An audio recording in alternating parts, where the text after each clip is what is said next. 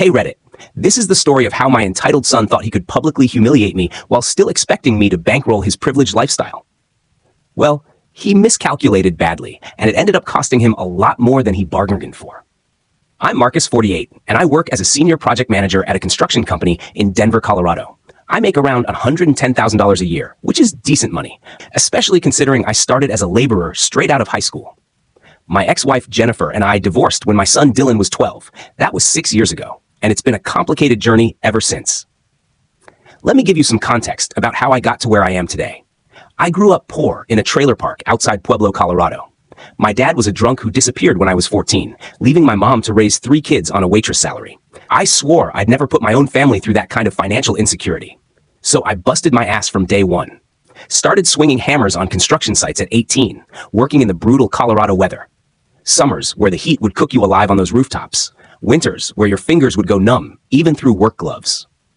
But I had a plan. Every night after those back-breaking 10-hour shifts, I'd hit the books at community college, studying construction management and business administration. Took me 7 years to get my bachelor's degree, going part-time while working full-time. 7 years of sleeping 4 hours a night, of choosing textbooks over nights out with friends, of eating ramen noodles so I could save every penny for tuition. But it paid off. Worked my way up from general laborer to crew chief to site supervisor to where I am now, overseeing major commercial projects worth millions of dollars.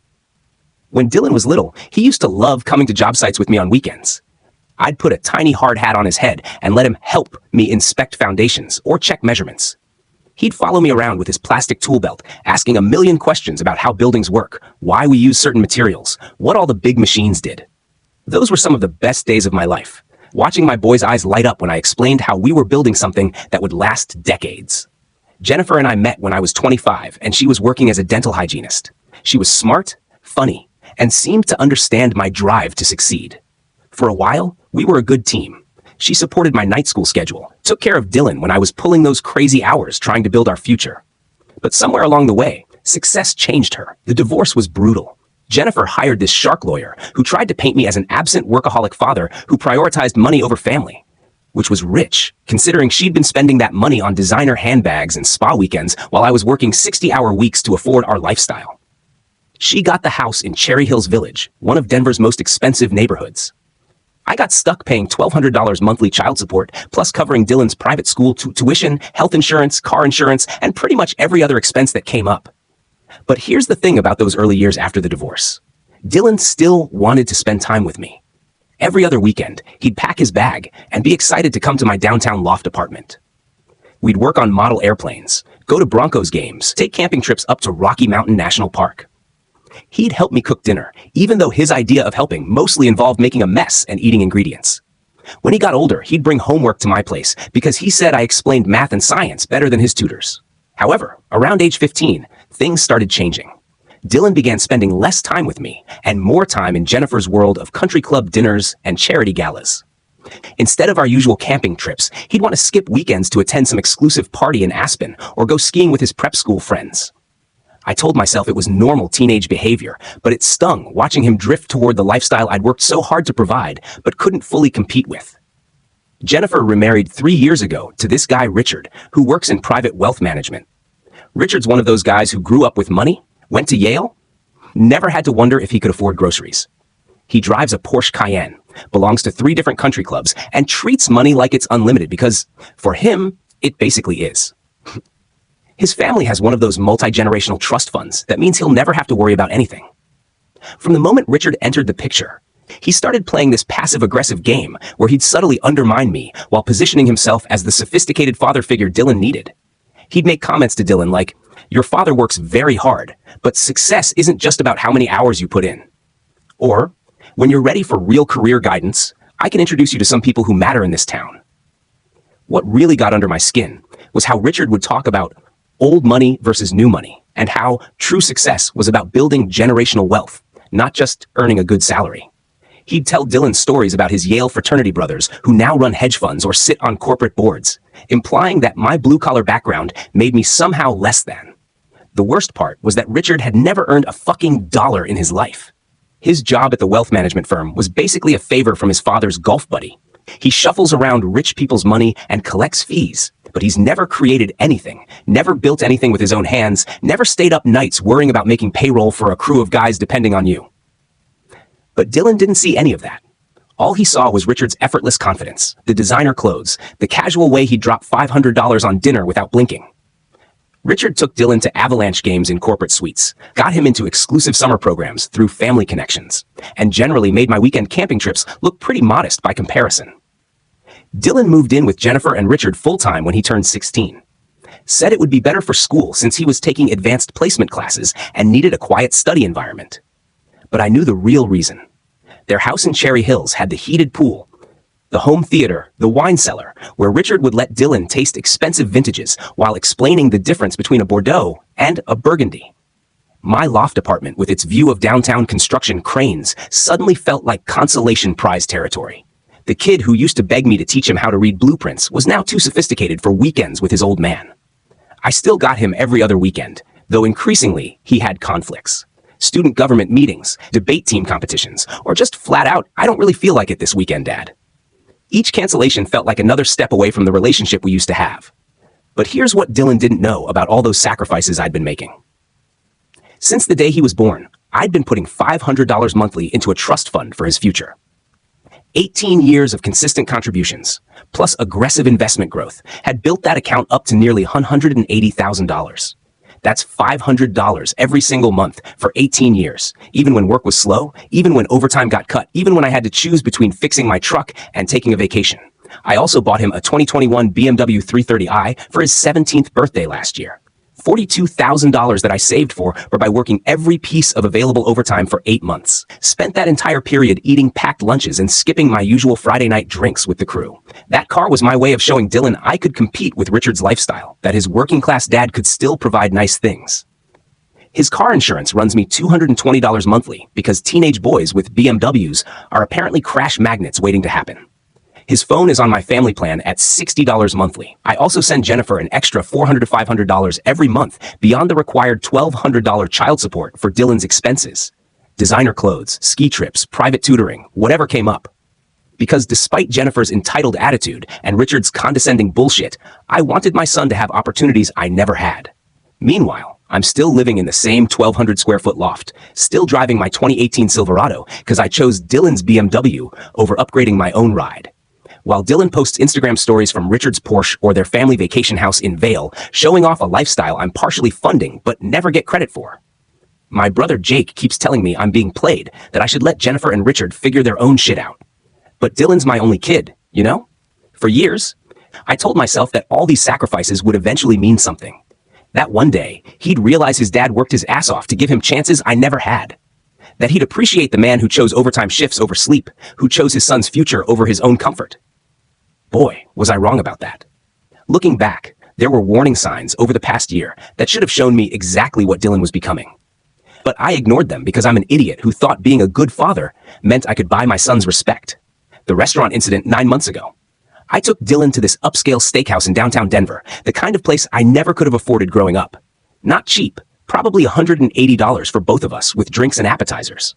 Dylan orders the most expensive item on the menu, obviously, plus an appetizer and dessert. Fine, whatever. It's my weekend with him. Then he starts taking pictures of his food for Instagram, posing with his cocktail, virgin, but it looked sophisticated, the whole social media performance. When the food arrives, he takes maybe 5 bites and says he's full. I tell him to box it up since I just spent $65 on his meal.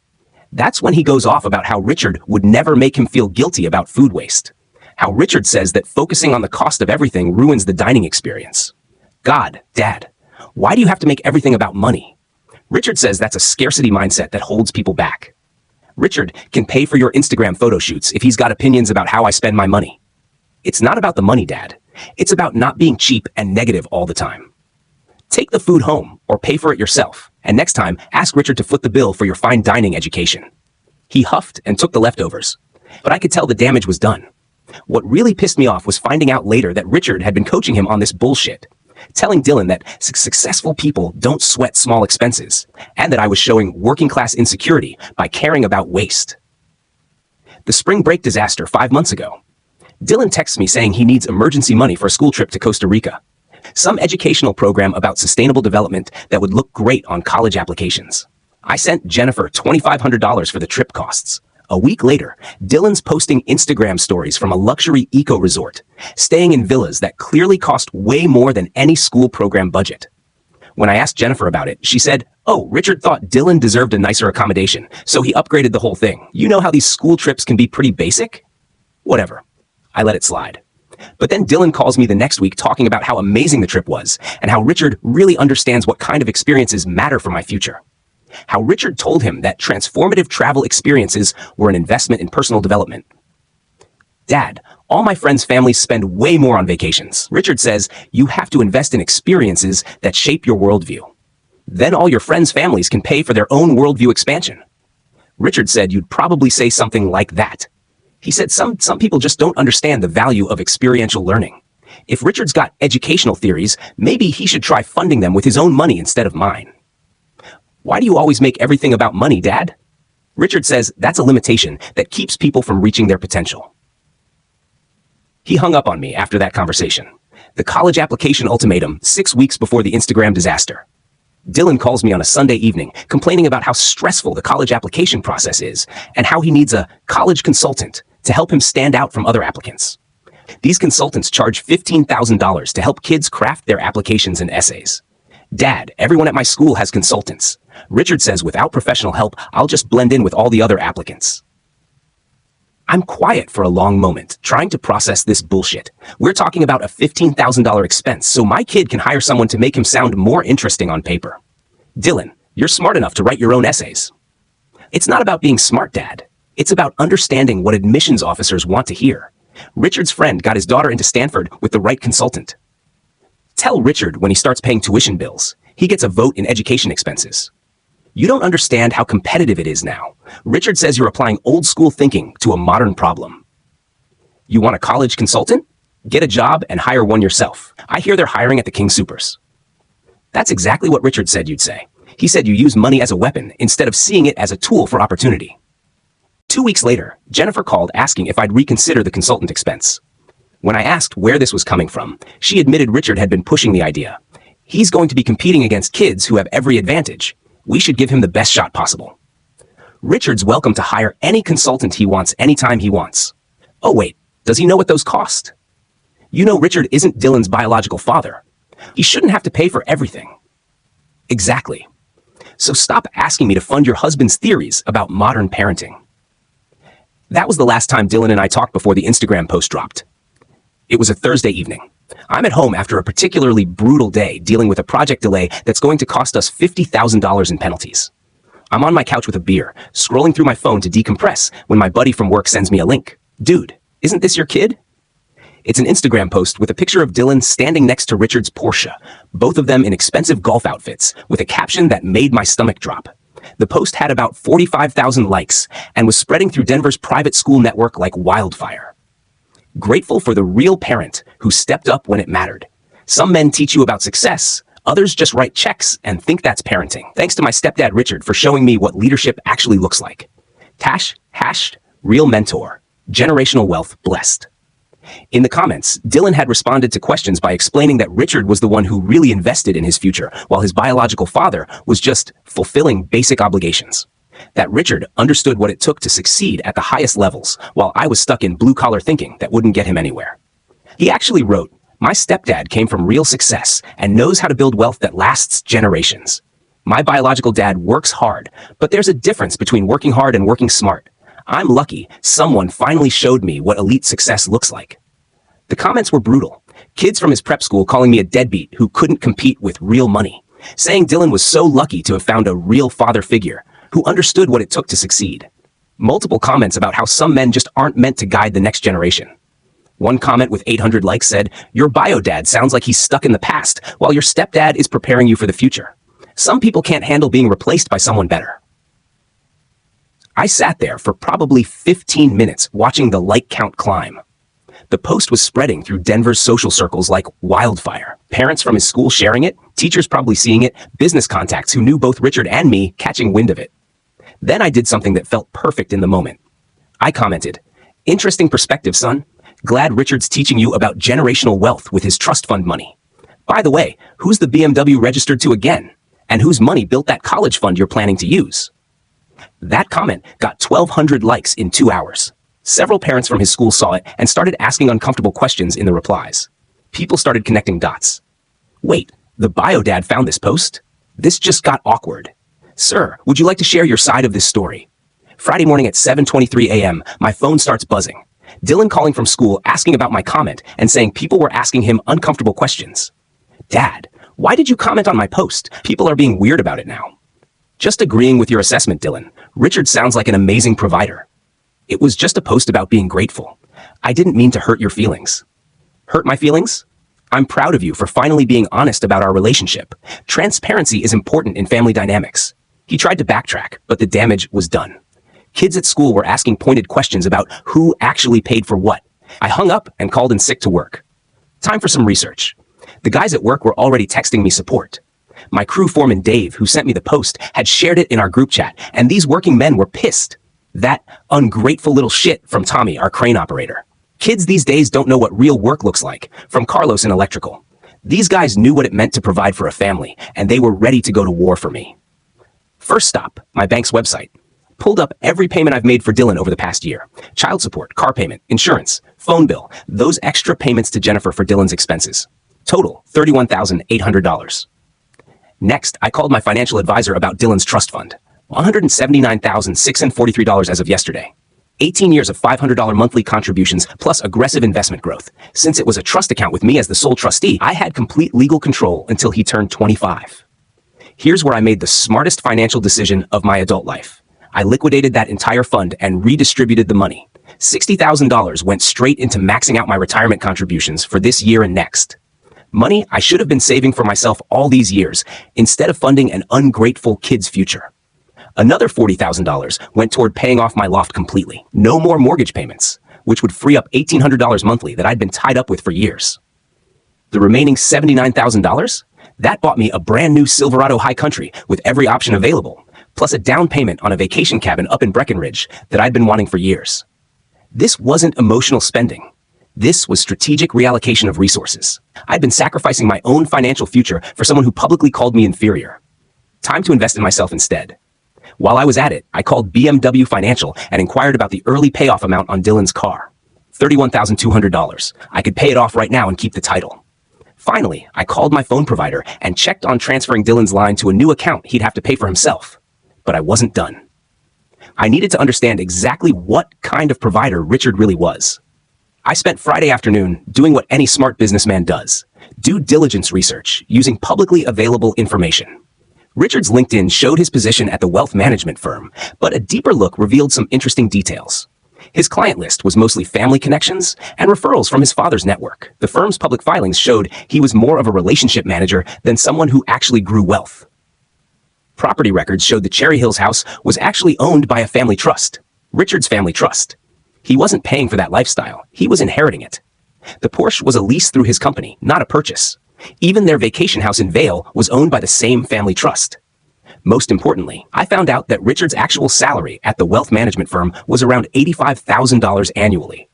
Everything else, the house, the cars, the lifestyle, was being funded by his trust fund. He wasn't a successful businessman. He was a trust fund baby playing with inherited money. Friday evening, I called Dylan and told him I'd been thinking about his Instagram post. He tried to get me to forget about it, saying some people at school were asking uncomfortable questions and it was getting weird. I explained that since Richard was such an amazing provider and mentor, he should get full credit for everything he does, starting with that car he bought Dylan. Since it was Richard's gift, I should probably take back the one I bought. Dad, you bought my car.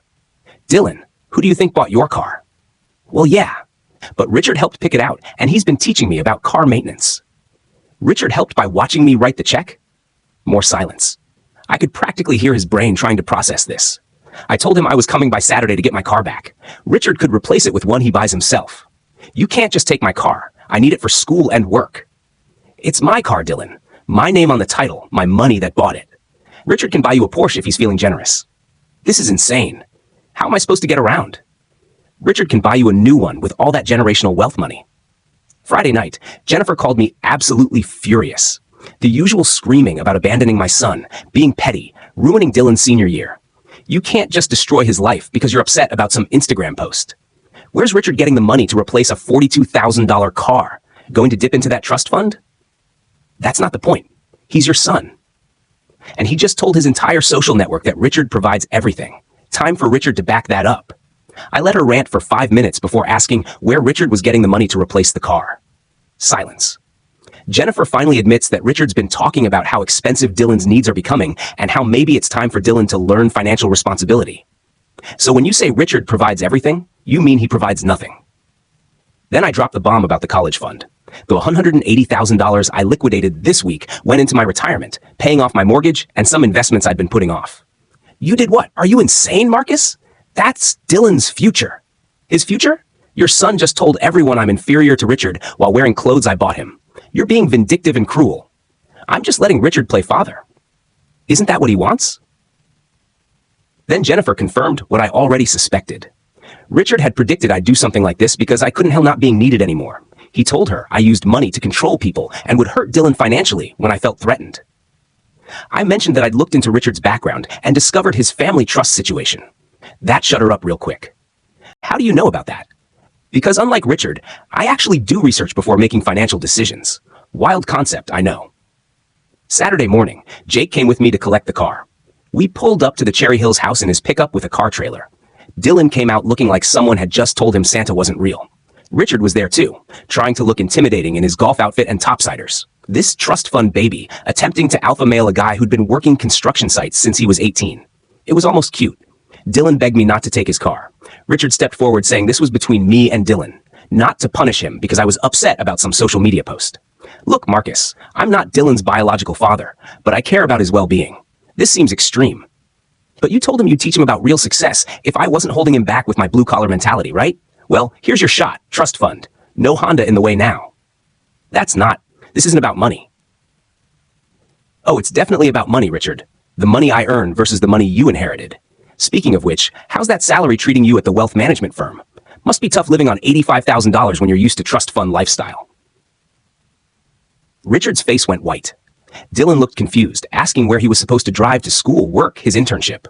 I told him that was Richard's problem to figure out since Richard was his real mentor now. This is insane.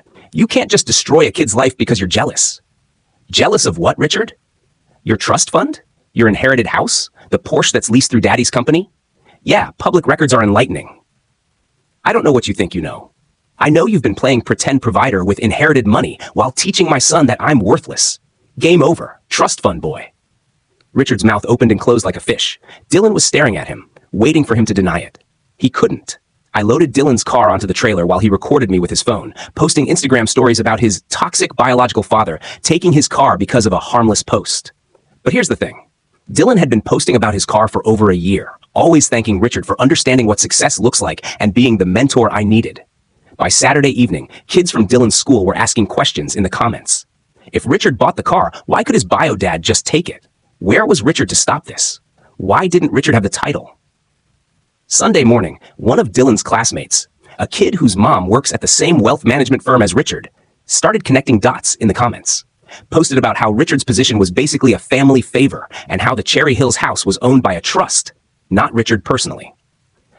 But the real damage came from the parents. Several families from Dylan's prep school had seen both the original post and my comment.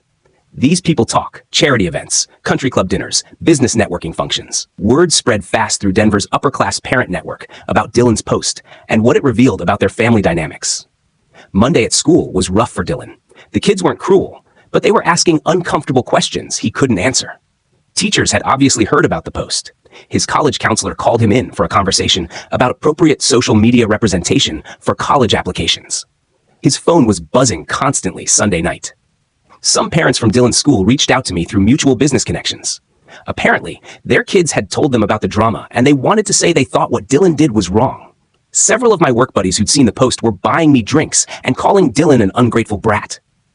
Even better, some of the contractors I work with shared similar stories about their own kids being turned against them by step-parents who contributed nothing but acted like heroes. Monday evening, Dylan called me sobbing about how bad things were at school. Everyone was asking about the car and the money and Richard's trust fund. Some kids were calling him fake and spoiled. He begged me to fix it. I'll take down the post, Dad. I'll post an apology. I'll tell everyone you're a good father. Maybe I exaggerated some things in the post. Exaggerated?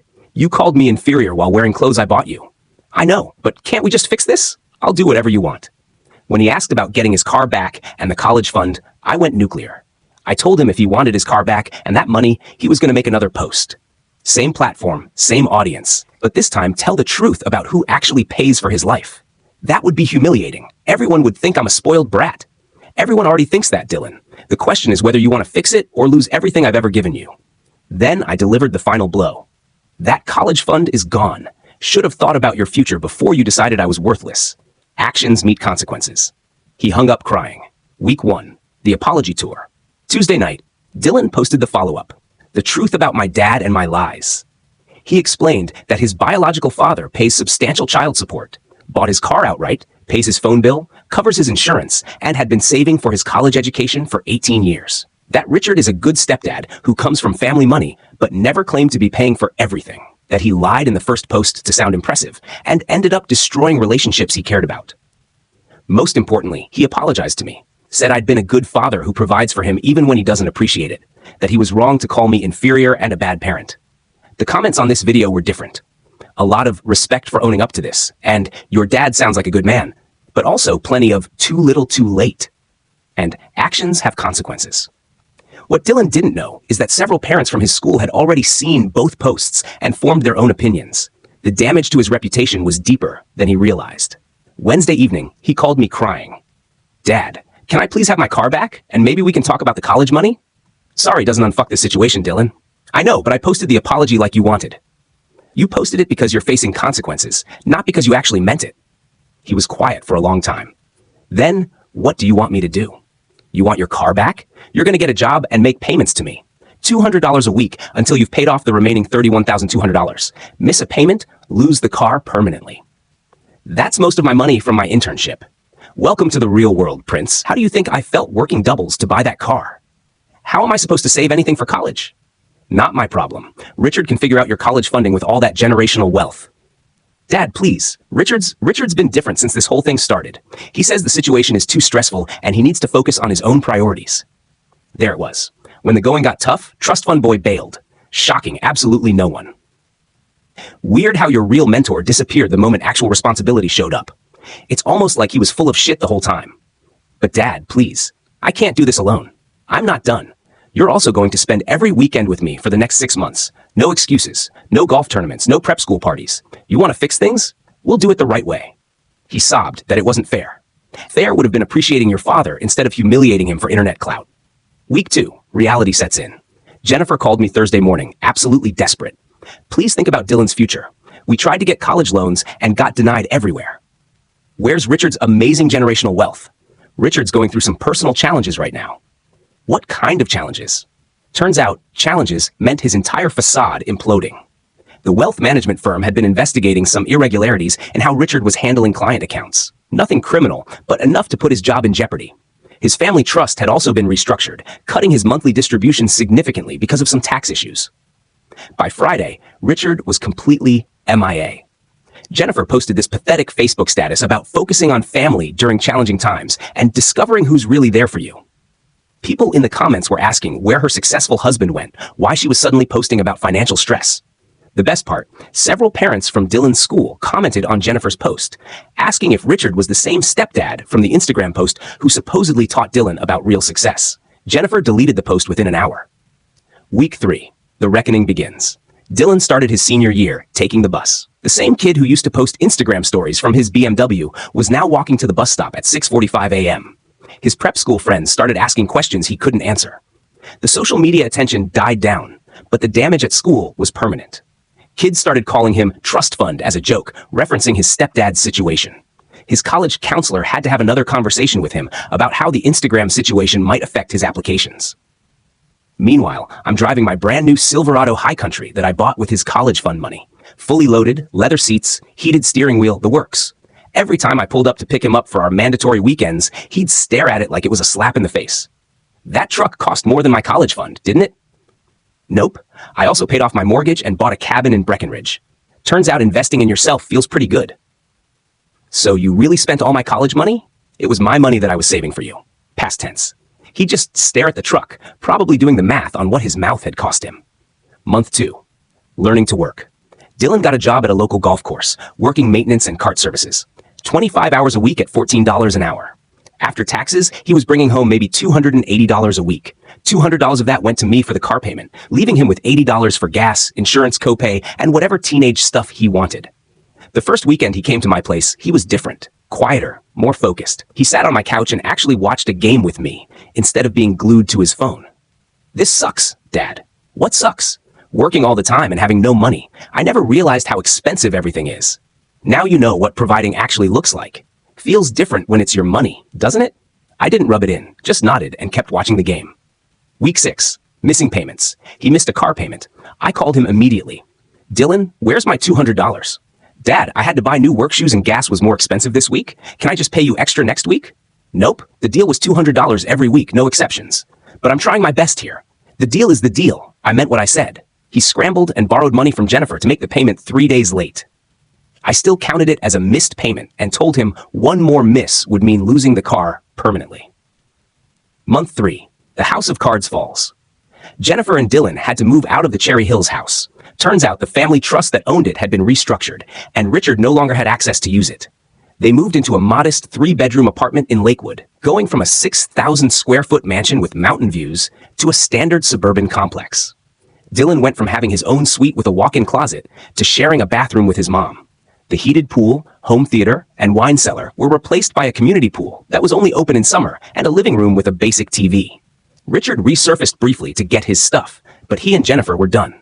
She found out he'd been using her credit cards to maintain his lifestyle when his trust fund distributions got cut and had maxed out everything. Her credit was destroyed. The final twist: Richard had been lying about a lot more than just his financial situation. Jennifer discovered he'd been maintaining relationships with multiple women through his business network, using her money to fund expensive dinners and hotel stays while playing stepfather to Dylan. When Jennifer found out, she threw his stuff in garbage bags on the apartment lawn. Dylan asked me about it during one of our weekends. Mom's really stressed about money and Richard. Yeah, well, turns out Richard wasn't the guy you thought he was. I feel bad for her. Feel bad for yourself, Dylan. You're the one who chose to believe his bullshit over your own father. He didn't have a comeback for that. Month 4. Christmas revelations. Something shifted around Christmas. Dylan had been keeping up with his car payments religiously after that first missed one. He'd also been showing up to our weekends without attitude, actually engaging in real conversations instead of checking his phone constantly. Christmas morning, he gave me a present, a coffee mug that said, "World's hardest working dad," with a note inside. Dad, I know I screwed up really bad. I know you probably hate me right now, but I want you to know I'm starting to understand what you did for me all these years. I'm sorry it took me this long to see it. I'm not going to lie, that hit me right in the gut, but I wasn't going soft yet. Actions, Dylan, not words. I know, I'm trying to show you. Yeah, keep trying. Month 6, building something real. By March, Dylan had paid me back about $4,800 on the car loan. More importantly, he'd kept every weekend commitment, even when his prep school friends had ski trips or exclusive parties. One Saturday, we were working in my garage, and I was teaching him basic car maintenance, something we used to do when he was little. Dad, can I ask you something? Shoot. Why didn't you just let me learn this lesson without taking away the college money? I stopped what I was doing and looked at him. Because words don't mean shit, Dylan. You needed to understand that your actions have real consequences that you can't just apologize away. But my future. You publicly humiliated me. You needed to feel what that choice actually cost. He was quiet for a while, actually thinking instead of just reacting. Do you think, if I keep paying you back and keep coming here, do you think we can fix this? We're already fixing it. The question is whether you're doing it because you want your old life back or because you actually understand what you lost. I think I'm starting to understand what I lost. Good. Keep understanding. Month 8. College applications reality. Dylan's been working his ass off for 8 months now. He's paid me back almost $6,400 on the car, which means he's been disciplined about making those payments, even when it meant having no spending money for weeks. More importantly, our relationship feels real again. He doesn't come to my place because he has to anymore. He comes because he wants to spend time with me. We actually talk about real things, his fears about college, his job experiences, what he wants to do with his life. Last weekend, he brought me his college acceptance letters. University of Colorado Denver and Colorado State. Good schools, but not the Ivy League dreams he used to have when Richard was filling his head with elite education nonsense. I'm not asking you to pay for anything, Dad. I just wanted you to see that I'm serious about building my own future. I got partial scholarships to both schools, and I'll work to cover the rest. I'm proud of you for doing it yourself. Maybe sophomore year, if I prove I can handle this responsibly, we could talk about you helping again? I looked at my son, really looked at him. The entitled kid who made that Instagram post was gone. This young man in front of me had calluses on his hands from work, determination in his eyes from months of struggle, and a humility I hadn't seen since he was little. We'll see, kiddo. Keep proving it. I will. I promise. Promises don't mean anything, Dylan. Actions do. Then watch my actions. He smiled, and for the first time in years, it was the real smile I remembered from when he was 7 years old and proud of helping Dad fix something in the garage. Month 9. The aftermath. As for Jennifer and Richard, Jennifer's working as a dental hygienist again, living in that modest apartment, dealing with destroyed credit and a messy divorce. Richard completely disappeared from their lives once his trust fund situation got complicated, and Jennifer could no longer fund his lifestyle. The prep school friends who used to hang around Dylan because of his BMW and Richard's connections? Most of them moved on once the lifestyle disappeared. Turns out teenage friendships built on material advantage don't survive financial reality. But Dylan's learned to tell the difference between real relationships and transactional ones. His new friends from work and his community college classes like him for who he is, not what car he drives or what neighborhood he lives in. The Instagram post is still up, by the way. Dylan never deleted it. Sometimes he'll mention getting messages from other kids dealing with divorced parents and complicated family dynamics. Kids who saw his situation and learned something about gratitude and consequences without having to experience it themselves. Dad. Some kid from Phoenix messaged me about my posts. His mom remarried and his stepdad's been doing the same thing Richard did to me. He wanted advice. What did you tell him? I told him to think really hard about who's actually paying for his life before he decides who deserves his respect. Good advice. The trust fund money I spent on myself? Best investment I ever made. My mortgage-free loft means I have an extra $1,800 monthly to actually enjoy my life instead of just funding someone else's. The cabin in Breckenridge gives me a place to decompress on weekends, and the new truck makes the drive up there comfortable as hell. But more importantly, I got my son back. The real one, not the entitled brat who thought Instagram likes mattered more than his father's sacrifice. Dylan learned what work actually feels like, what money actually costs, and what happens when you bite the hand that feeds you. Some people might think I was too harsh, that I should have just talked to him instead of taking such drastic action. But here's the thing. Dylan needed to feel real consequences for his choices. Words wouldn't have taught him what 8 months of working for $14 an hour taught him. He needed to understand that respect isn't something you get for free, that providing for a family takes real sacrifice, and that publicly humiliating the person who's been supporting you comes with a price. Richard's doing whatever trust fund babies do when their money gets cut off, probably living with his parents and looking for another wealthy divorcee to leech off. Jennifer's learning what single parenthood actually costs when you don't have someone else's paycheck to supplement your lifestyle. And Dylan? Dylan's becoming a man instead of just a privileged kid. He's learning to work for what he wants, to appreciate what he has, and to think before he speaks. Most importantly, he's learning that family relationships are built on respect and gratitude, not just shared DNA and financial obligation. The kid who posted that Instagram disaster is gone. The young man who's been making car payments for 8 months and actually shows up to spend time with his dad? That's who I'm proud to call my son. Update. It's been a year since the Instagram incident. Dylan's finishing his freshman year at Colorado State with a 3.7 GPA while working part-time at a local construction company. He's interested in following my career path, but with the education I never had. Last month, he paid off the remaining balance on his car loan, 2 months early. When I handed him the title, he said, "Thanks for making me earn this, Dad. I understand now why it matters." We're planning a fishing trip to my cabin this summer. Just the two of us, like we used to do when he was little. Except now when he thanks me for providing opportunities, I know he actually understands what that provision cost. Some lessons can only be learned the hard way. Dylan learned his lesson, and honestly, so did I. I learned that being a good father sometimes means letting your kids face the full consequences of their choices, even when it breaks your heart to watch them struggle. The Instagram post that was supposed to humiliate me ended up teaching my son the most valuable lesson of his life. Respect isn't given, it's earned. And providing for a family isn't something you take for granted. It's something you appreciate. Richard taught Dylan about inherited wealth and easy money. I taught him about earning respect and understanding consequences. Guess which lesson actually prepared him for real life? TLDR, my entitled son posted on Instagram calling his trust fund stepdad the real parent while calling me inferior. I repossessed his BMW, liquidated his college fund, and made him work minimum wage until he learned what providing actually costs. A year later, he's become a responsible young man who understands the value of hard work and family respect. Sometimes, tough love is the only kind of love that actually works.